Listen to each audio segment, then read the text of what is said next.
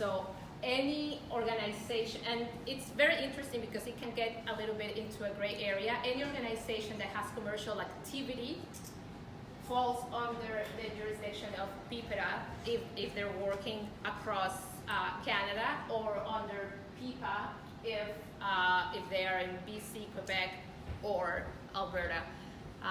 Maybe some of you are going to raise your hand and say, hey, Ali, but fundraising is not considered a commercial activity.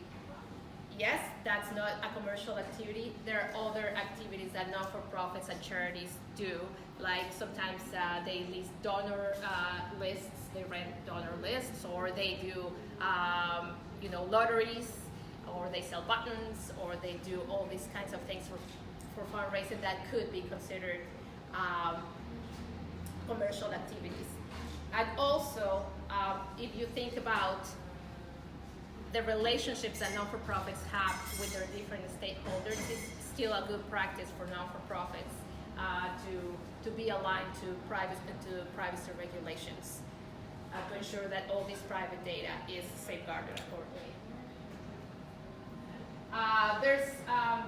There's regulations for health, for electronic health records. Specifically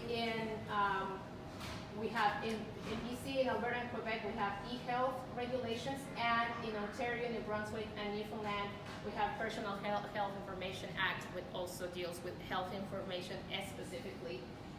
And last but not least is CASL.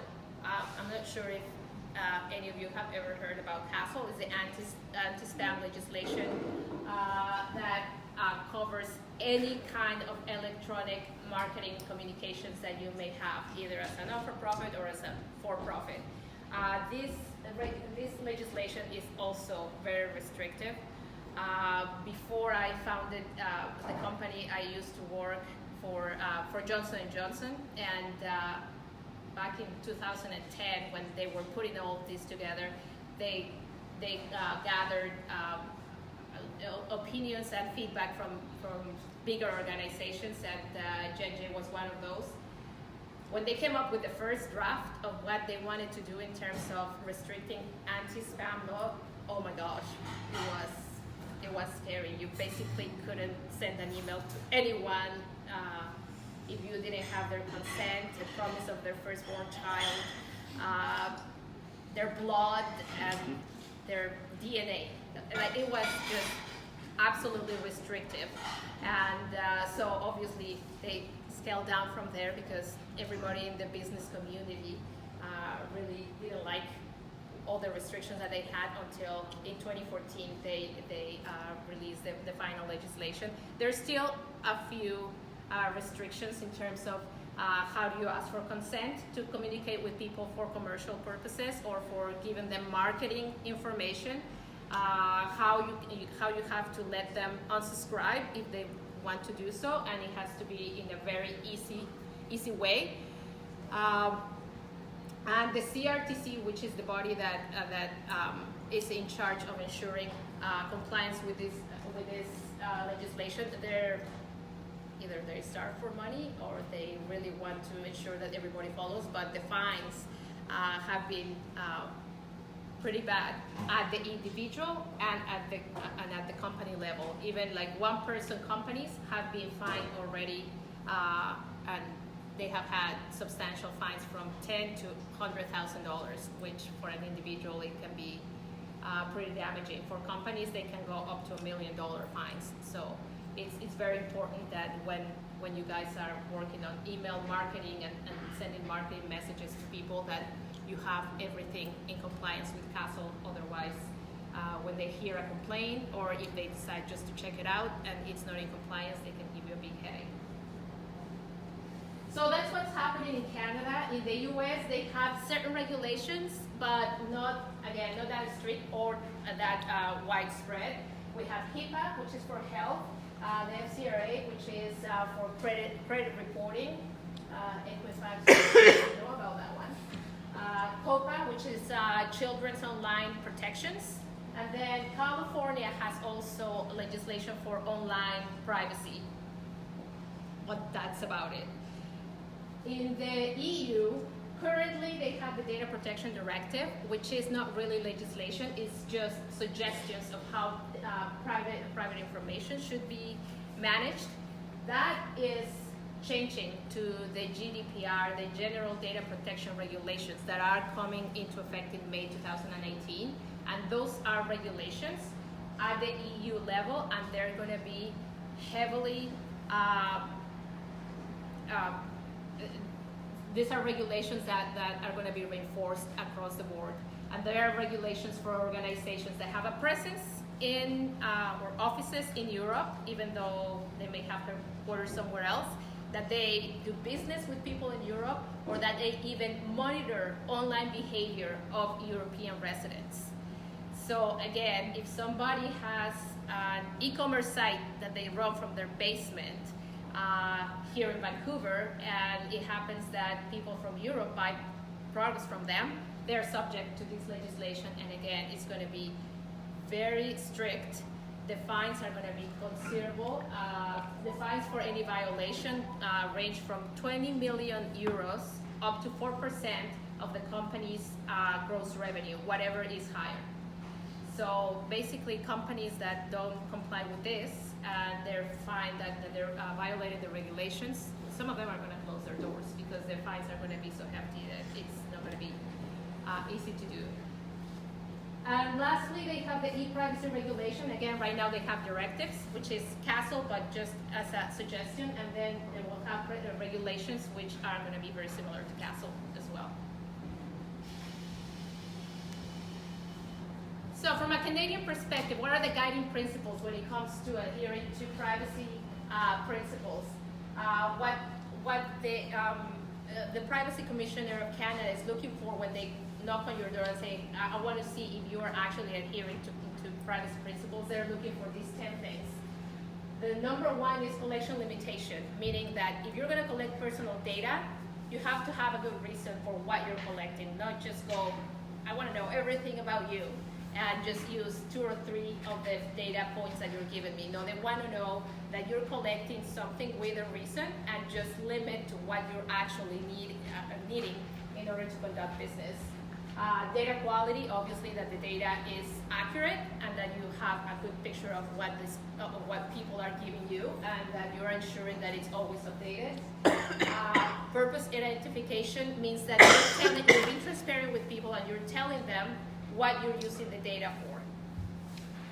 Use limitation. I am going to use it just for the purpose, I'm going to use your address just for the purpose of shipping you something. I'm not going to use it for anything else. Security safeguards, again, talking about IT security, physical security, that you're ensuring that this data is well safeguarded. Openness, that you are transparent with people when you're telling them why you're collecting information, how you're using it, who you're sharing it with, and how you're destroying it if you need to destroy it.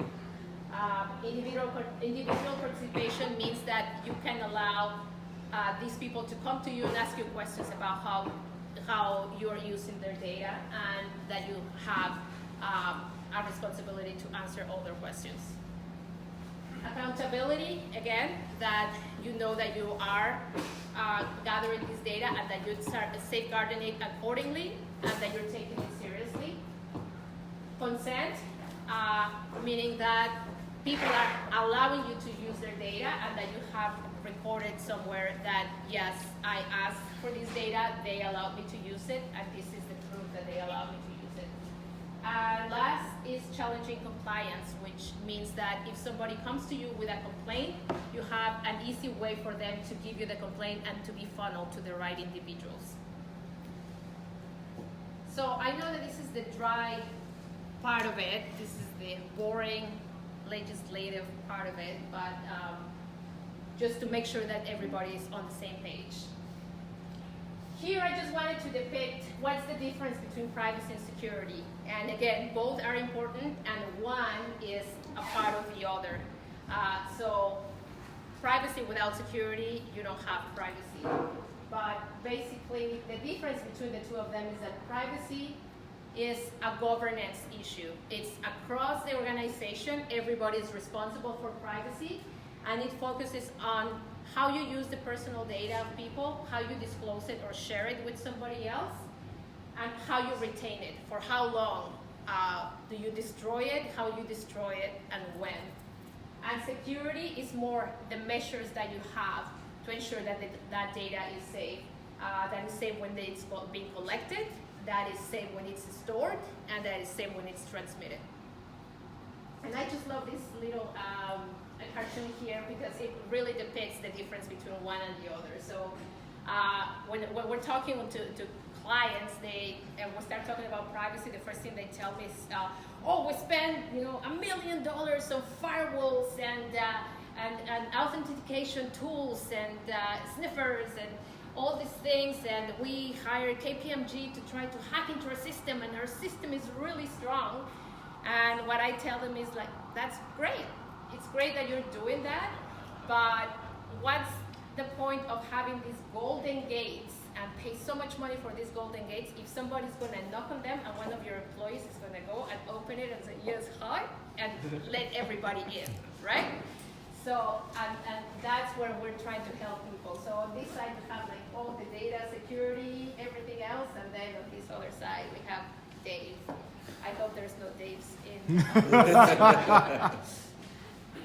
Yeah, when I saw Dave, it happened to me once that there was a Dave there. I said, no, I'm really careful with the data. Not here.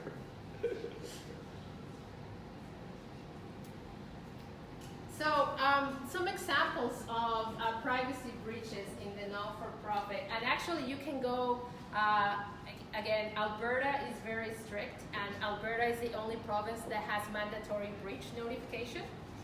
So if you have a breach and in the breach there's the data of any Alberta resident, you are obligated to call the privacy commissioner in Alberta and say we had a breach. And they do their investigation, and after that they put that information on their website, so you can go to the privacy office of Alberta, and they have a list of all the different breaches that have been that they have been notified about. So, and it was very interesting because we were searching for not-for-profit breaches, and most of them were in the U.S. We were able to find this one in Edmonton, and there could be two reasons. One is that you guys really do your job well, so I'm happy about that, or that people are not notifying anybody. They're just keeping it quiet. So the first one, it was a child care society in Edmonton, not too long ago, just in September. Somebody was carrying an emergency backpack that had first aid supplies, but also it had all the information of the children in the backpack, the parents, phone numbers, addresses, health information about the kids, everything, and they forgot the backpack in the playground, and the backpack was never found. So as a parent, you're like, I don't know how it feels to have somebody just taking that information. Nothing else has happened, I think, thankfully, but yeah, that was a breach that had to be notified. Alberta commissioner had to be notified. In the U.S., we have the Little Red Door that helps people with end-of-life care. And it was earlier this year, somebody opened an email, clicked on the link, it was ransomware. And $43,000 later, they had their information back. Ransomware has become very popular this year, and unfortunately, a lot of people are fooled by it. The YMCA of San Diego, during the summer, somebody sent an Excel file with employee information and an unprotected email, and somebody caught it in the process.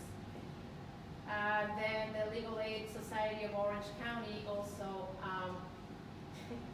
this was an interesting one. They were making changes to their website, and somehow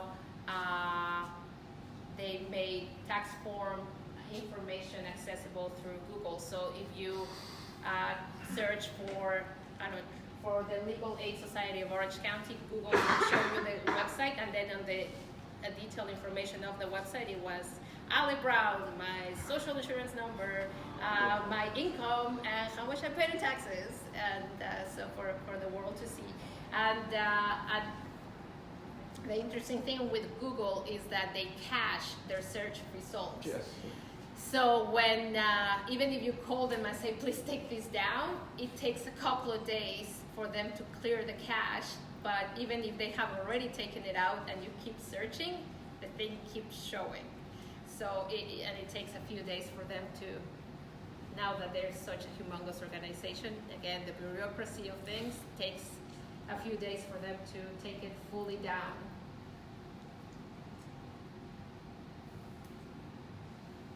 So those were some examples of what has happened in real life, and it's very important to really get into the mindset of, well, it's not going to happen to me. No, not really.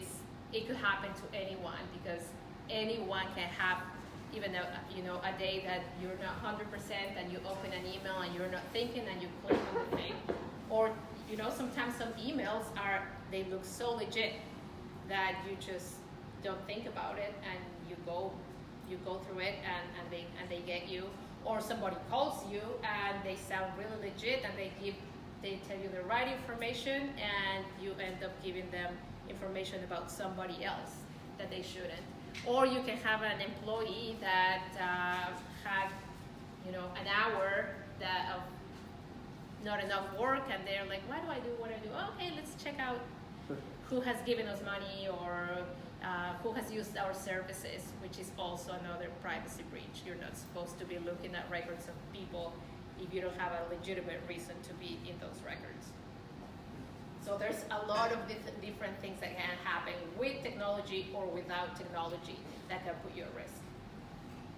So, but why is it important for non-for-profits, let's say, versus any other industry?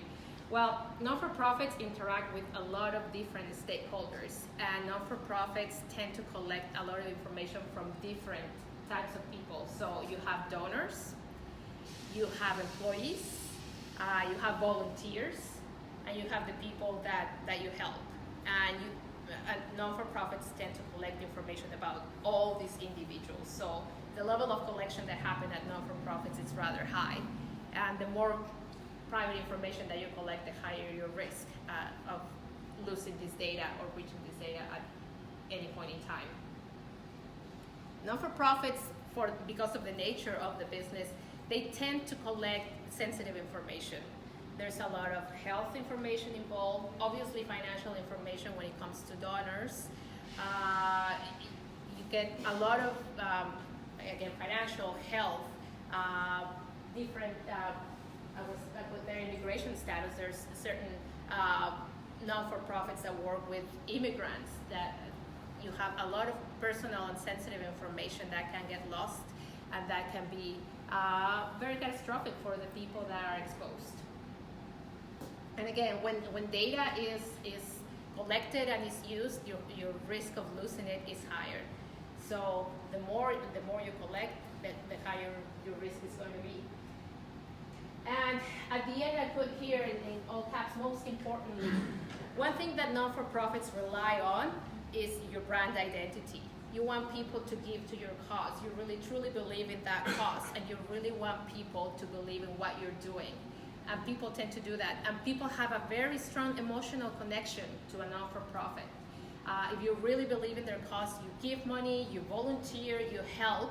So it's very emotional. It's not just a business transaction. It's not just, let's go to Amazon and buy something, but you're giving them $20 to make a difference.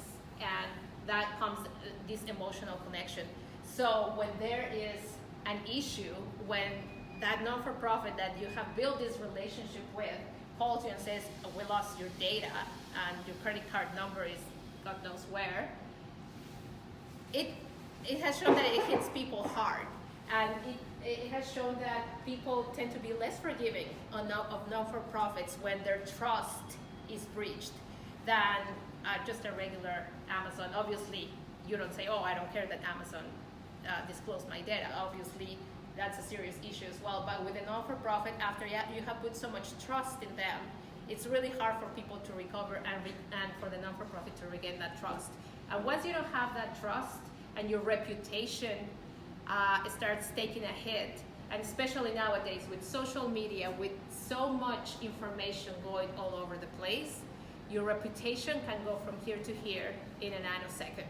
And once your reputation is gone, it's going to be really difficult to recover from that. So that's why it's so important in the non-for-profit world to be so careful and so responsible when it comes to personal information. So what are the advantages? Again, I know that it's a dry topic and it's kind of like a to-do list. And do I need to do this? Yeah, just like with financials, do I need to follow GAAP principles and do I need to do? Unfortunately, yes. But from a privacy perspective, again, brand identity and reputation. For a good reputation, if you have good brand recognition and people really believe in what you're doing, you're going to have that support to keep moving, to keep growing that non-for-profit and to keep growing your cause the way that you want it to be.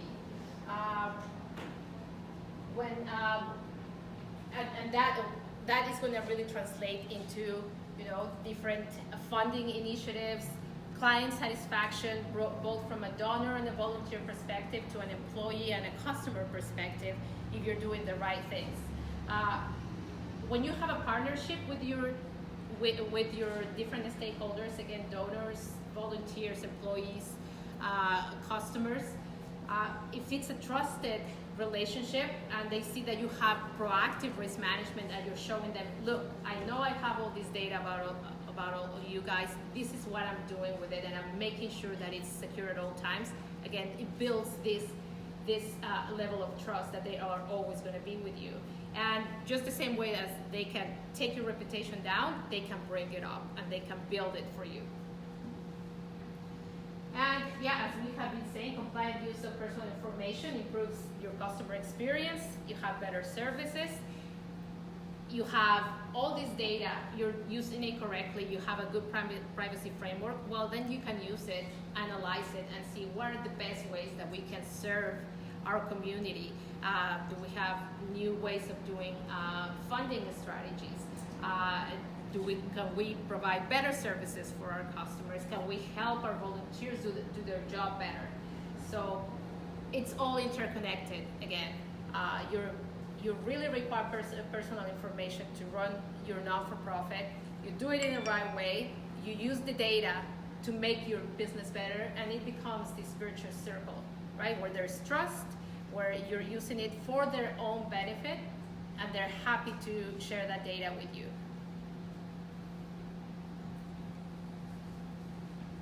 Okay, so if we start talking about what are the areas of vulnerability specifically for the non-for-profit, again, as we said, you guys collect donations and credit card information. It's a lot of financial information that is very sensitive, especially nowadays with identity management, with identity theft. If credit card numbers are floating around, it can be very detrimental for people. Another area of vulnerability is how you store this data, how you transfer it, how you share it with people. Again, I know that some non-for-profits are very small operations. There are not enough resources, and it's, oh, could you please email me that list just really quickly, or you print it out and you forget it on the printer and somebody else takes it. There's a lot of points of failure along the way that can have an impact on you. The USB stick, right? Oh, I need to finish this job tonight, but I don't want to be in the office. I just put everything on the USB stick. I take it home, but then I forgot my backpack on the bus or somewhere. And all that information is there, not password protected, and is very rich information that in the wrong hands could cause some trouble. How you disclose the personal information. And sometimes you work with other organizations, with third parties. Do you have the right safeguards in place? Do you know how they're using that data that you're sharing with them? Are you telling people that you are sharing their data with another organization or even between departments? Are you telling them that you're going to use their organization for marketing purposes and you're sharing it with the marketing department?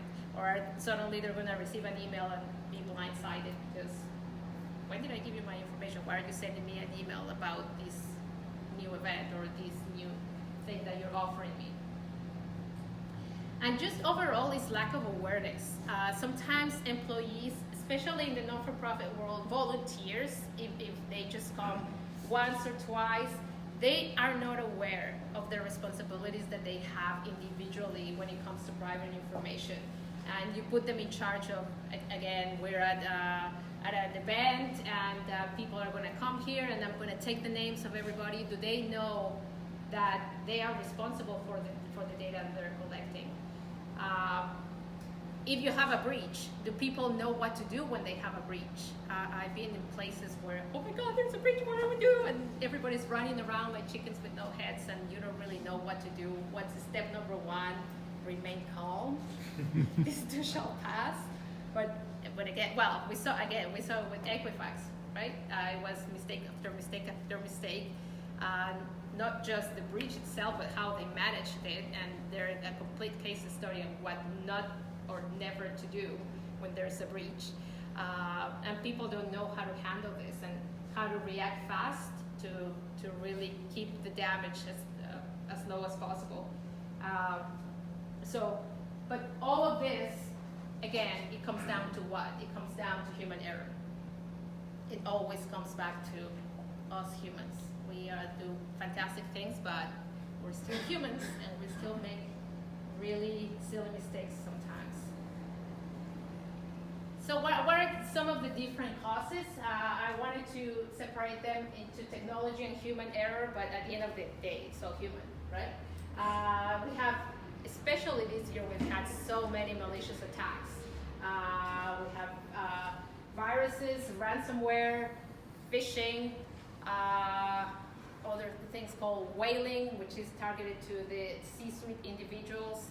I've had customers that basically suddenly the CFO gets an email from the CEO saying, "Oh, please, you have to deposit this amount to this account by tomorrow immediately," and the CFO is like, "Okay," and they go and do it, and the email was not from the CEO, it was from somebody else.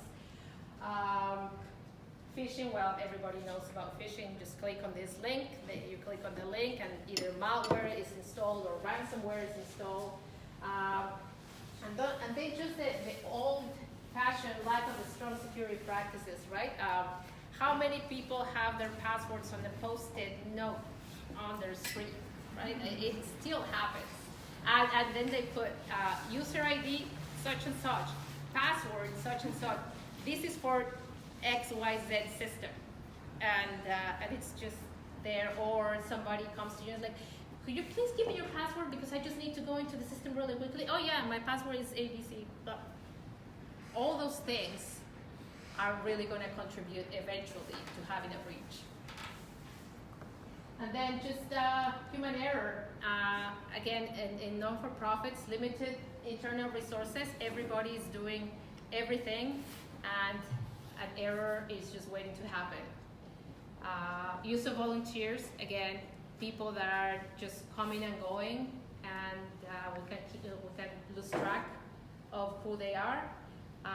Lack of awareness, and a social engineering, what I was talking about before, somebody calling, and they are very sophisticated. They call and they give you a lot of details that they make you believe that they're actually who they're saying they are, and somebody in your call center gives them the information that they want, and it's not them, it's for somebody else.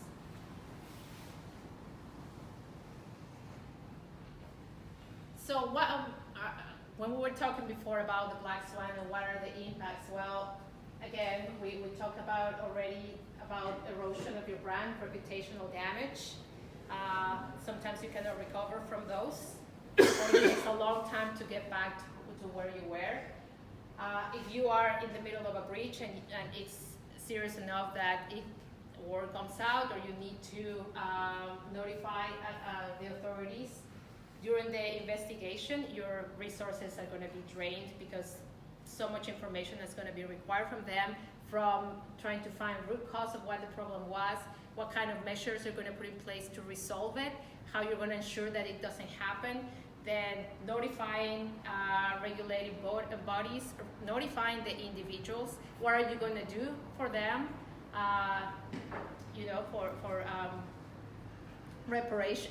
for reparation purposes, and sometimes it's going to cost you money. You have to involve lawyers, you have to pay people. Again, reparation, it could be rather expensive, and fines and lawsuits if somebody comes and starts a lawsuit on you because of this, it can become really expensive. So as I said before, perhaps the probability of the risk is low, but if it happens, it's really going to have a huge impact on the organization. So what is a privacy program? It's just a set of steps of the things that we need to think about to ensure that we are taking care of things.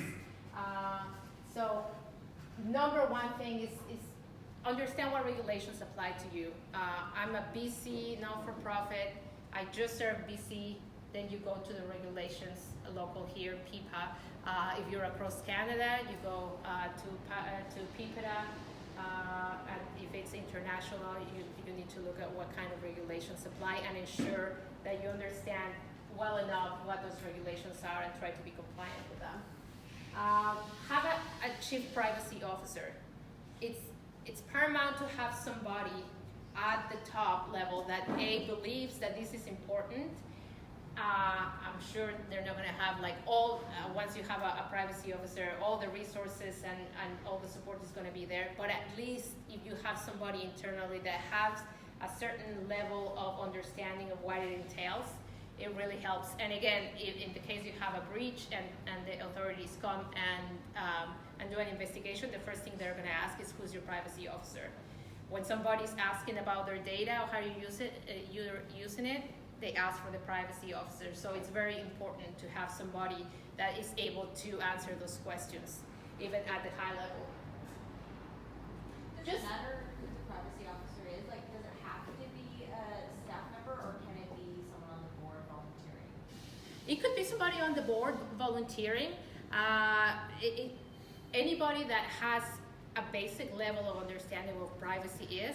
In a lot of organizations, the CFO is the privacy officer. Sometimes the general counsel is the privacy officer. Even the CIO, like technology people, end up being the privacy officer because they have that level of understanding in terms of security, right? But yeah, for non-for-profits, that's something that somebody on the board can volunteer their skills and they can be the privacy officer and help guide a little bit with these concepts. Yep. Policies around privacy. If you notice, well, I do notice because that's what I do every day, but every website that I go to, I always go to a privacy notice. And some privacy notices are pretty good. Some others, it's like, okay, you just copy-pasted it from somewhere and you didn't even take out the instructions of where you copied this. So it doesn't have to be this long, legal, boring document that you're going to get lost on. Actually, the authorities are going to start discouraging that because, again, in terms of the guiding principle of openness, they want just basic language, everyday language for people to know how you're using their data. So if you just, in your privacy policy, if you tell them what data you are requesting from them, what data you're collecting, how you're using it, whether you're sharing it with somebody or not, I think that's pretty good. That's pretty good. And basically what you're doing is saying, hey, I understand I'm taking this data and this is what I'm going to do with it. And this is what I'm committing to you that I'm going to do with it. But also internally have a policy for your employees and for your volunteers that says, hey, this is private data and this is how we're supposed to use it, which is in line with what we're saying on the website. So let's make sure that we are, in truth, doing this with data. privacy principles in mind when you have new fundraising ideas and you have new campaigns or things like that. Right from the beginning, when you're in ideation mode, are we collecting private information? Are we using private information? How is this going to impact? And sometimes you don't really need to collect that much private information and still achieve your objectives. So, but if you do it right from the beginning, it's easier than at the end realizing, oh, we're doing this wrong, we have to start from scratch, right? It can become very expensive if we do it that way. So just keep it in mind all the time, especially with digital marketing and Castle. Make sure that all those things are happening right from the beginning. Third-party contracts is very important to understand. If I have personal information that I'm sharing with you because we're working together to serve our customers or our donors, what are you committing yourself to me? Because at the end of the day, I collected the data, I'm still accountable for that data. So in your case, when you're doing all these services for not-for-profits, yeah, it's very important to have a clear understanding. Yeah, you're giving me that data, we're going to provide this service, and this is how we're going to safeguard this data, and this is how we're going to use it internally, and when we don't need it anymore, this is how we're going to dispose of it, right? Yeah. Education and awareness. Educate employees, educate all your stakeholders on what their obligations are, have regular training, and it doesn't have to be, oh my God, I have to go to privacy training again. No, you can do it like a trivia, you can do it like, okay, question of the week, and we're gonna have a prize, and you send it out through email, and somebody responds, and the first 10 people that respond correctly are gonna get a prize, lollipop or something. Yeah, just try. I know I am a privacy geek. I like it, but I know that a lot of people don't. So yeah, we tend to be a little bit creative when it comes to trying to engage people. And perhaps I'm not doing a great job right now. It's really fun when you understand it, believe me. Again, talking about complaints or questions from people, ensure that they are funneled to the privacy officer so that they are the face of the company and they can answer those basic questions. Have an FAQ if you need on your website for people to know what you're doing with their data. Incident management, again, it's very important to have at a high level, if this happens, what are we going to do? Who do we need to tell? Who needs to be part of this group, core group that needs to do something about this breach instead of in the moment just running around and not knowing what to do. Just have like a one-pager that says, we're having a breach, yes, let's call IT, let's call legal, let's call PR and marketing, let's get them all together. We're gonna determine where the issue started. We're going to try to determine how to fix it, and we're going to let authorities know if this is serious enough that it could pose a risk to individuals. And then let the authorities know, let people know what are we going to do. We need to do something, give them certain retribution, reparation, or do something for them. And you have your checklist. Once you do, at least you have a plan of action, and then you feel much better once you have a plan of action in place. And just review it periodically. Review your practices periodically because, again, you have new processes, you have new campaigns, you have new things happening every day. You collect data differently, so do we need to adjust? Do we need to make any changes to ensure that we're still compliant? Cybersecurity coverage. That's the new thing in the insurance world. Now, a lot of insurance companies are offering cybersecurity insurance in case you get that pesky ransomware on your computer. So they also offer what was it called? Incident coaching. Yeah, sometimes as part, when you have your home insurance and your house burns down, somebody comes and helps you with all the steps here. Insurance companies are doing the same. they bring a coach and they help you with your incident management as well. And ensure that all the personal information, you know where the personal information is. It's not scattered all over the place. And include some security measures. So what kind of security measures do we need to include? Encryption. Encryption is the name of the game. Either at rest, on transit, when you're sending emails with personal information, very important for that data to be encrypted. Social insurance numbers, credit card information, health information, you're storing it in a database, try to encrypt it. It's much better. Access and password management, no post-its. Tell people that post-its for this purpose are no good. Laptops should be locked up when people go to the bathroom, things like that. Change your passwords, every 3 months. Yeah, I know it's a pain, but it's worth it. And give access to people for the right reasons, and do not share login information with anyone. Backups, always back up the data.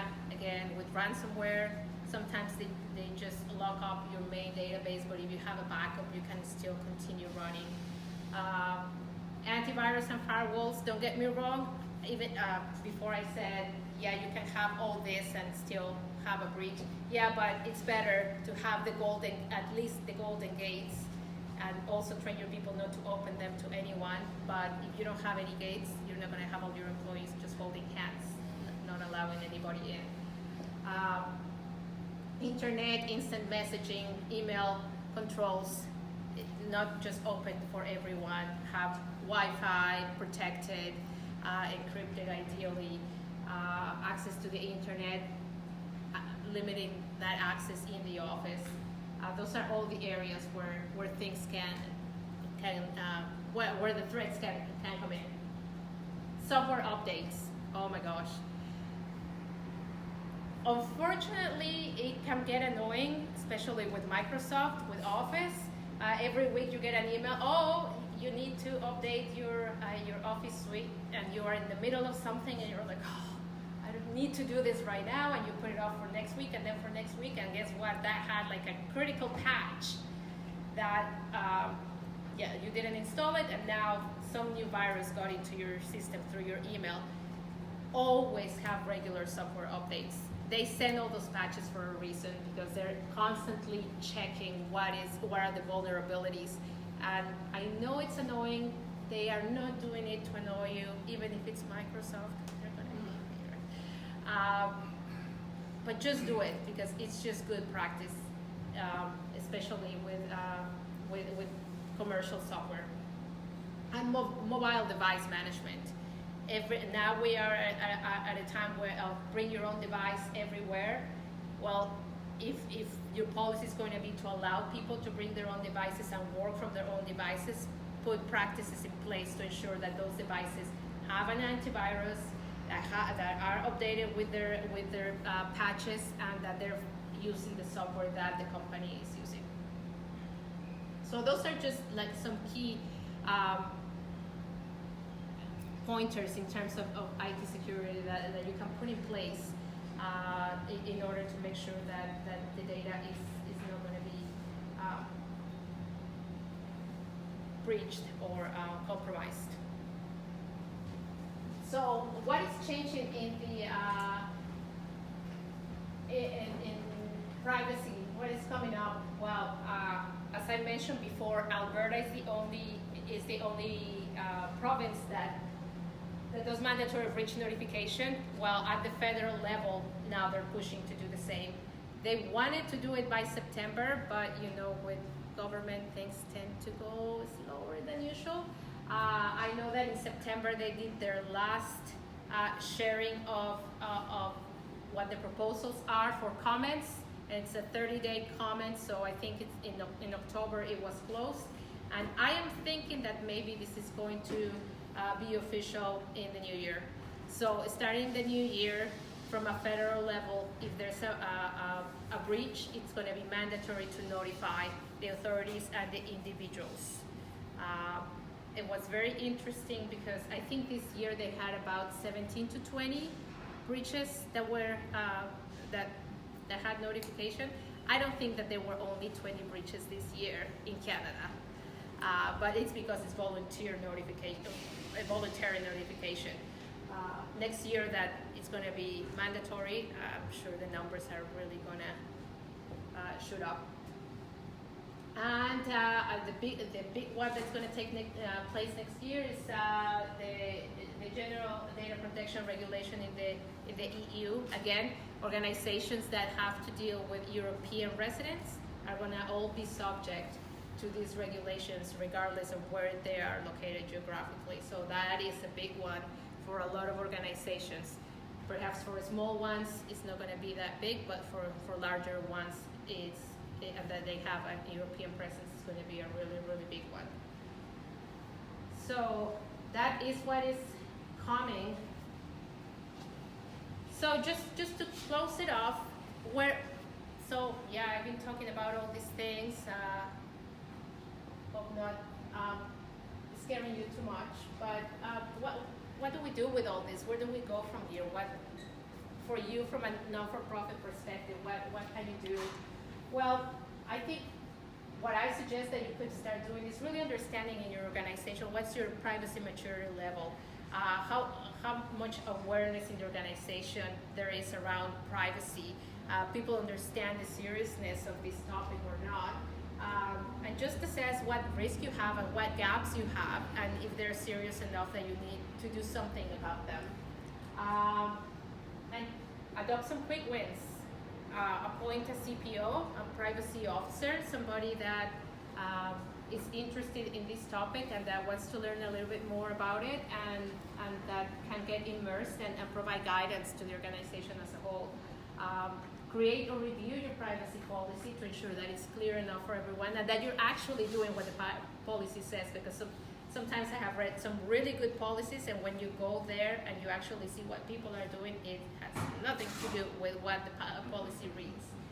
So just make sure that those two align. Training and awareness, again, make it fun, make it engaging. Give candy, give chocolates, give cakes. That always gets, I think food in general always gets people engaged. IT security, yeah. Again, you don't have to engage KPMG to hack into your system, but just basic things in terms of encryption and in terms of password management and access management. Who has access to what, for what reason? It's a good practice. Disclaimers in your e-newsletters, again, Castle. Just make sure that at the end they have a one-click unsubscribe. If people don't want to receive it anymore, they can click there and unsubscribe, and actually they are unsubscribed. I've tried to unsubscribe from a couple, and I click unsubscribe, and next month I get the newsletter again, and I click unsubscribe, and they promise that I have been unsubscribed, and I keep getting them again and again.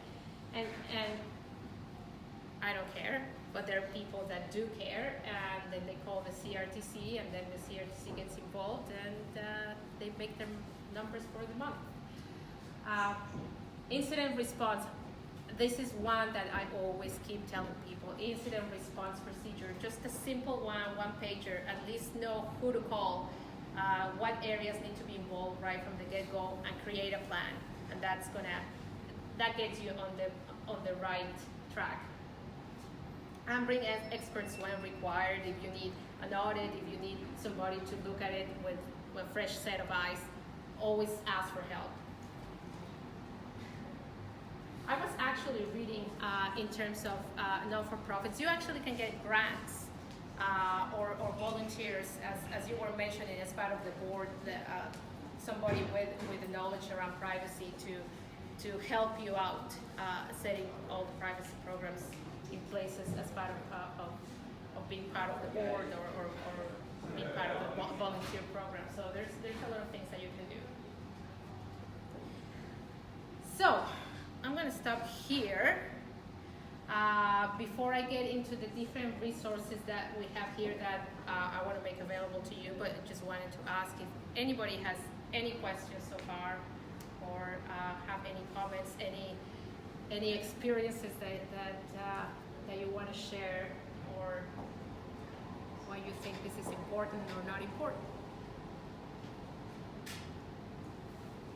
How do you ever prove that you've deleted information? How do you prove? That if you claim that you've deleted the Yeah. data, how can you ever prove that you have done that? To prove to the individual or to the authorities? Either. Well, to the authorities, they can come and do some forensic, investigation on your systems if you have systems. If you have paper only, well, yeah, it is your word, right? But it's not to prove that if you have deleted it, in the future that data surfaces, even though you had already said that you deleted it and you didn't, then you're really going to get into trouble. Again, the Privacy Commissioner has the resources to come if there was an issue and do an audit, and they have forensic experts that can look and see if you actually deleted the data or not, right? Especially with IT systems. If it's paper, it's a little bit more difficult to prove, but again, if in the future that data comes up and it shows that you still had it, then it just comes back to hurt you, yeah, for sure. Thanks. So, I'm starting from the scratch on this one. Are there organizations who've got great models that you would recommend I look at so I can be inspired and maybe borrow some of their approach? Oh, that's a really good question. Larger organizations. Larger organizations, obviously, because they have the most tools, they tend to have more things in terms of a framework. I'm qualifying this answer because at the same time, with larger organizations, they become so large that they just lose track of what they're doing, and they end up making really silly mistakes. And you're like, oh my God, you're a big bang, and you did what? No, you didn't. Organizations like J&J, they're so big, and you have all the processes and procedures in place, yet it takes one error to lose yourself. This is a topic that is actually fairly new, and it's starting to gain awareness. So, no, unfortunately, I don't have an organization that I can say, go here and look at what they're doing, because everybody is work in progress. Everybody's just starting to find their way around this and how to do this better. Okay. Yeah. The description of customer information from a privacy breach perspective, are you looking at having to collect credit card information, a social insurance number, and so on, versus just customer information, name, addresses, that we work with kids names, schools, and so on? Any information that ties you back to an individual, it's private information, it's personal information. There are different degrees of the sensitivity of personal information. Yeah, name and address may come back to you, and yeah, you don't want people to know where you live, but it's not going to be as serious as somebody knowing your social insurance number. Definitely. Like, if you had to choose what information you're going to share with the world, I'd rather share my address than share my social insurance number. So it's varying degrees, and then you involve lawyers, and they will say always, well, it depends, the context. And yeah, in some cases, address may be something that is very sensitive, right? But in general, it's not as sensitive as a social insurance number. So it's just in your organization and for the purposes of your objectives, what are the things that you consider that are sensitive, and just focus on those and ensure that you safeguard those appropriately. Anything that you consider that is going to pose a risk to the individual, really look into that and focus on that.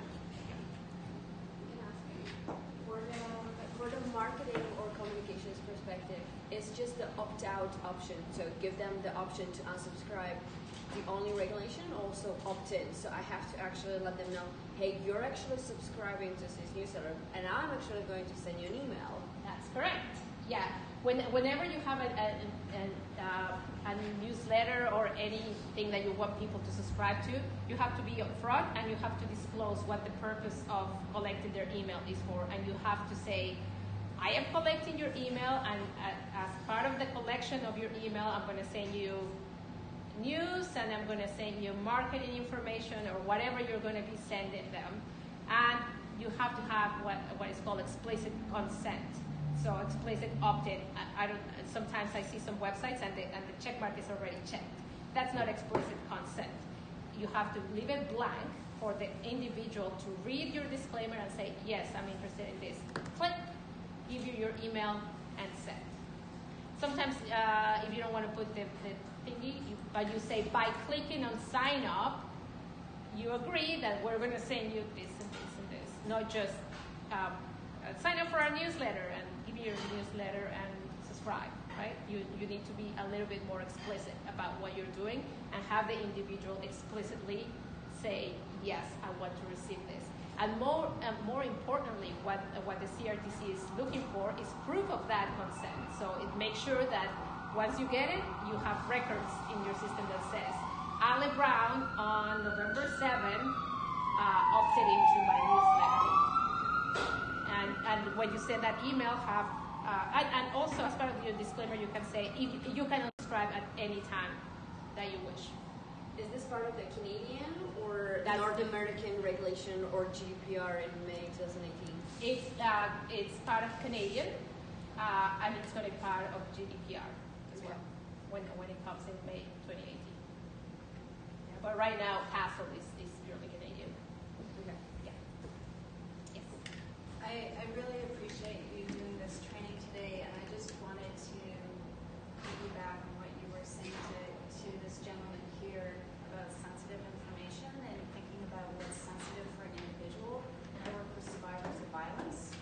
Yes. So you may say, oh, a social insurance number for you might be more sensitive than a name and address. Yeah. But for a survivor of violence, a name and address might be the thing that's one of the highest risks. So you can't look at it from your lens of your oh, if it doesn't bother me, then it's not going to harm someone else. You have to look at it from people at highest risk of losing safety, life, job, that sort of thing. Absolutely. Yeah, that's Which what means any personally identifiable information cannot.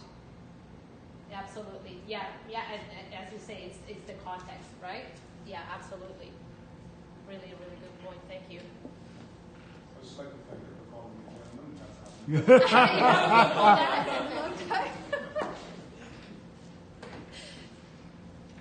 All right. So yeah, we prepared a few things.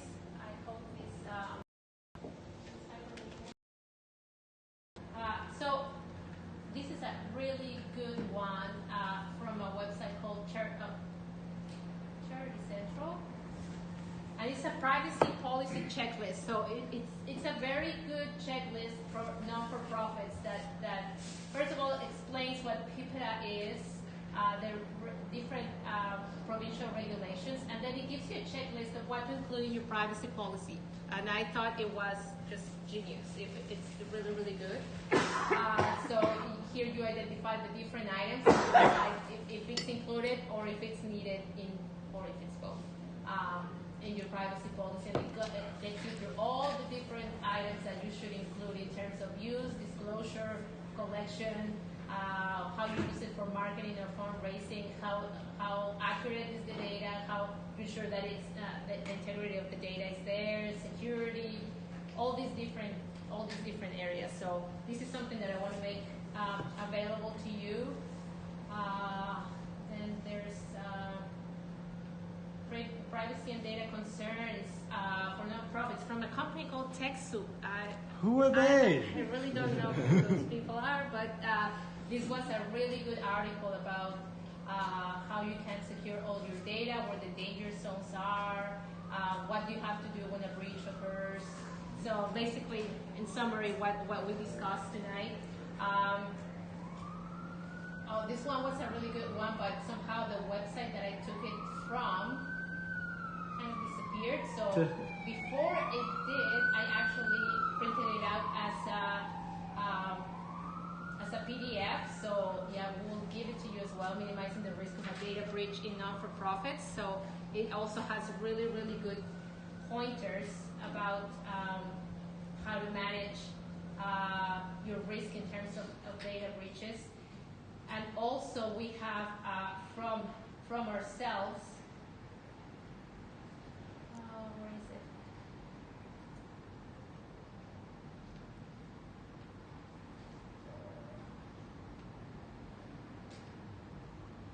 We put together this questionnaire for our customers when you're determining your privacy level of risk. So we have these 19 questions and we ask, do you collect personal information?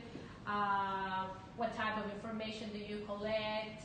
How many records do you have? And based on that, it determines what your level of risk is, if you're a high risk or if you're a low risk in your operations when it comes to personal information. So we want to share that with you guys as well, just to get a sense of what are the things that you need to think about. It rates the different ones and it rates the risk, and then it gives you at the end, here you put whatever information, let's say health,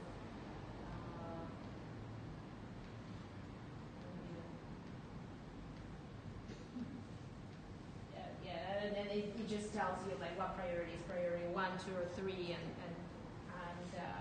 so that you can determine where your areas of risk are. And the privacy program checklist that we went through as well, we have it. So just a few resources for you to think about. And I don't know what I did here. Something happened.